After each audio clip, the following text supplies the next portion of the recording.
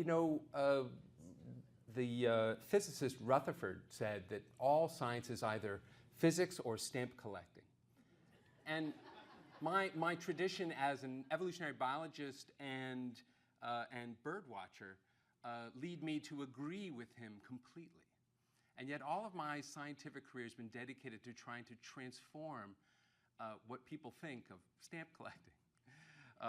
And I don't mean just sticking them albums, I mean the actual study of the individuality of organisms and species and groups, clades as we call them, like birds or reptiles or vertebrates, right?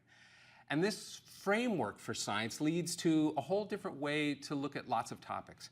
In particular, much of science is aimed at sort of trying to discover the law-like properties, the generalizable law-like properties of things, whether they're electrons or sodium atoms or whatever, masses, bodies of a certain mass.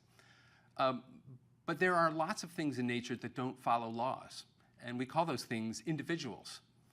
And of course, individuals like you and me, or this Blackburnian warbler. But there's individuality is really a kind of historical means of existence, something that can't be defined, but can only be indicated or pointed to, something that has a birth, a potential thriving, the opportunity to reproduce, and a potential or inevitable death.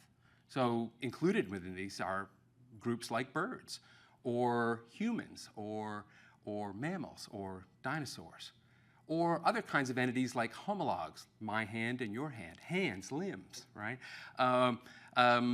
Other kinds of historical entities include continents, et cetera, right? But individuals don't follow laws in the same way. And so each one of these places where you find individuals in nature require a new kind of science, an irreducible kind of science. It's not going to be explained away by physics or any other underlying science.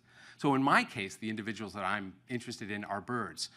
And that individuality used to be just birds themselves, all the birds and then the different species.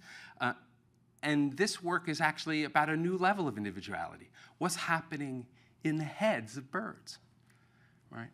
So the more you know about evolutionary biology, the more likely it is that you're going to disagree with me tonight. And so I need to earn at least a little bit of your credibility. I'm going to start at the beginning. Yes, that's me in 6th or 7th grade there. Ricky Prum. I grew up in a small town in southern Vermont. I think those glasses, they might be retro now, but they sure weren't then. That's what you put a kid in. And this picture is embarrassing in many ways, but the glasses are central, both to this embarrassing picture and to my story, because I got my first pair of glasses in 4th grade. And the world, which until that point was sort of amorphously fuzzy, suddenly came into focus. And in just a few short months, I was a bird watcher. And soon thereafter, I somehow knew that I would be doing birds.